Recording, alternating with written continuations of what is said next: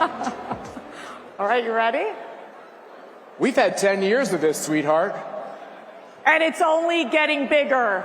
Only getting beautifully bigger every year. Bigger and better. So, our next speaker has appeared before you twice.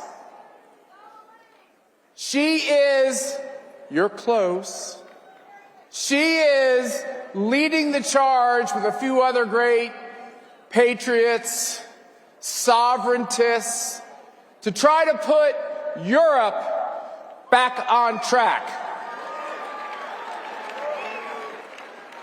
Our European friends, many of them are sitting right here, Santiago and others, Eduardo from South America, others know that the first step in getting Europe back to on track was America re-electing Donald Trump.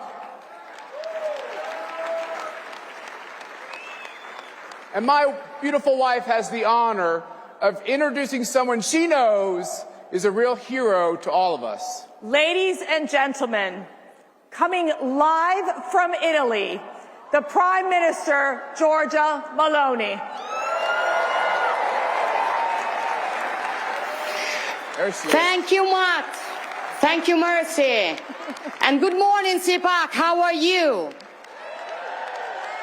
Thank you very much for this opportunity to greet you, your guests, and above all, the incredible people of CPAC. You know how much I value this gathering, and I couldn't miss this edition, even if only from afar.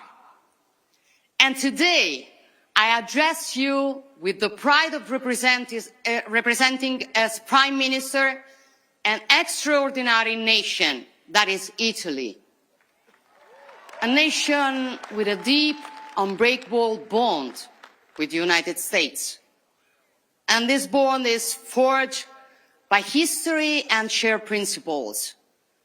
And it is embodied by the countless Americans of Italian descent who for generations have contributed to America's prosperity. So to them, allow me to say thank you. Thank you for being exceptional ambassadors for Italian passion, creativity, and genius. To this incredible nation, Italy, I dedicate my full energy. Our government is tirelessly working to restore Italy's rightful place on the international stage. We are reforming, modernizing, and reclaiming our role as a global leader. We aim to build an Italy that once again amazes the world. Let me tell you, we're proving it. The mainstream propaganda machine predicted that a conservative government would have isolated Italy, deleting it from the map of the world, driving away investors, and suppressing fundamental freedoms. They were wrong. Their storytelling was fake. The reality is that Italy is thriving. Employment is at a record high, our economy is growing, our fiscal policy is back on track, and the flow of illegal migration has decreased by 60% in the last year. And most importantly, we're expanding freedom in every aspect of Italians' lives. Why? Because we conservatives do what we say. We do what is right. We fight for what we believe in. And moreover, we trust people, not fear them. Unlike the globalist elites who believe the government should educate the people, forcing them to accept policies they never asked for, we believe in democracy. We serve the people, we do not rule over them. CPAC understood this fight. CPAC understood this fight. And again, I want to thank you for that. you have never given up. Even in the toughest moment, you have fought for a new victory. You have built a global network that has given a voice to millions who were silenced, so that conservatives everywhere would know they are not alone. And we are not alone, right? CPAC understood before many others that the political and cultural battle for conservative values is not just an American battle. It is a Western battle. Because, my friends, I still believe in the West. Not just as a geographical space, but as a civilization. A civilization born from the fusion of Greek philosophy, Roman law, and Christian values. A civilization built and defended over centuries through the genius, energy, and sacrifices of many. When we say West, we define a way of understanding the world where the individual is central, life is sacred, all men are born equal and free, the law applies equally to all, sovereignty belongs to people, and freedom comes before everything else. This is our heritage, and we will never apologize for it. My question for you is, can this civilization still defend the principles and values that define it? Can it still be proud of itself and aware of its role? I think so. So we must say loudly and clearly to those attacking the West from the outside and those sabotaging it from within with virus of cancel culture and woke ideology, we must say to them that we will never be ashamed of who we are. We affirm our identity. We affirm our identity and work to strengthen it, because without a deep-rooted identity, we cannot be great again. The radical left wants to erase our history, undermine our identity, divide us by nationality, by gender, by ideology, but we will not be divided, because we are strong only when we are together. And if the West cannot exist without America, or rather the Americas, thinking of the many patriots fighting for freedom in Central and South America, then it also cannot exist without Europe. Our adversaries hope that President Trump will move away from us. But knowing him as a strong and effective leader, I bet that those who hope for divisions will be proven wrong. I know some of you may see Europe as a distant or even lost. I tell you, it is not. Yes, mistakes have been made, priorities have been misplaced, especially due to ruling classes and mainstream media that imported and replicated in the whole continent the most reckless theories of American liberal leftism.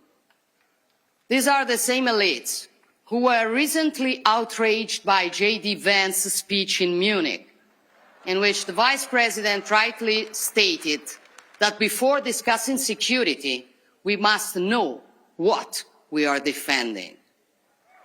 He wasn't talking about tariffs or trade balances on which we will each defend our interests while preserving our friendship. We don't need to say how interconnected our economies are and how the unpredictable results of a trade clash would play into the hands of other great powers. Vice President Vance was discussing something deeper: identity, democracy, freedom of speech. In short, Europe's historic role and mission. Many pretended to be outraged, calling for European pride against an American daring to lecture us. But let me tell you, as someone who is proud to be European, first, if those who were outraged had shown the same pride when Europe lost its strategic autonomy, tying its economy to autocratic regimes, or when European borders and our way of life were threatened by mass illegal migration, now we would live in a stronger Europe. Second, these ideas are not new for many of us. Brave European leaders have been saying this for a long time. I've said them many times before, even from the CPAC stage, urging Europe to rediscover its true and deepest soul, which has been sacrificed on the altar of wokeness, bureaucracy and mercantilism. These are common sense ideas, now shared by a majority of European citizens, as election results have shown. So Europe is far from lost. And it will never be lost as long as conservatives remain in the fight. There is a growing awareness. There is a growing awareness in Europe that security is now the top priority. You cannot defend your freedom if you lack the means or the courage to do so. Throughout history, Europeans and Americans have shown they are heirs to Pericles' words. Happiness depends on freedom, and freedom depends on courage. We proved this when we stopped invasions, won our independences, and overthrew dictators. And we have done it together the last 3 years in Ukraine, where a proud people fight for their freedom against the brutal aggression. And we must continue today, working together for a just and lasting peace, a peace that can only be built with the contribution of all, but above all, with strong leaderships. And I know that with Donald Trump leading the United States, we will never again see the disaster we saw in Afghanistan 4 years ago. So, border security, energy security, economic security, food security, defense and national security. For a simple reason, if you are not secure, you are not free. And when freedom is at risk, the only thing that you can do is to put it in the wiser hands. That is why conservatives keep on growing and are becoming more and more influential in European politics. And that is why the left is nervous. And with Trump's victory, their irritation has turned into hysteria. Not only because conservatives are winning, but because conservatives are now collaborating globally. When Bill Clinton and Tony Blair created the global leftist liberal network in the 90s, they were called statesmen. Today, when Trump, Meloni, Milei, or maybe Modi talk, they are called a threat to democracy. This is the left's double standard. But we're used to it. We are used to it. And the good news is people no longer believe in their lies. Despite all the mud they throw at us, citizens keep voting for us. Because simply, people are not naive as the left considers them. They vote for us because we defend freedom. We love our nations. We want secure borders. We preserve businesses and citizens from the green leftist insanity. We defend family and life. We fight against wokeism. We protect our sacred right to our faith and our free speech. And we stand for common sense. So ultimately, our struggle is hard, but the choice is simple. Will we surrender to decline? Or will we fight to reverse it? Will we let our civilization fade? or will we stand up and defend it? Will we leave our children a weaker world or a stronger one? Will we want the new generations to be ashamed of their roots, or will we recover awareness and pride of who we are and teach it to them?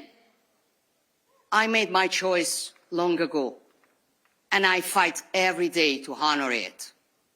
And I know that I'm not alone in this battle, that you are all standing with me, that we are all standing together. And believe me, this makes all the difference. Thank you all. Thank you all. God bless you, and God bless the free nations of the world.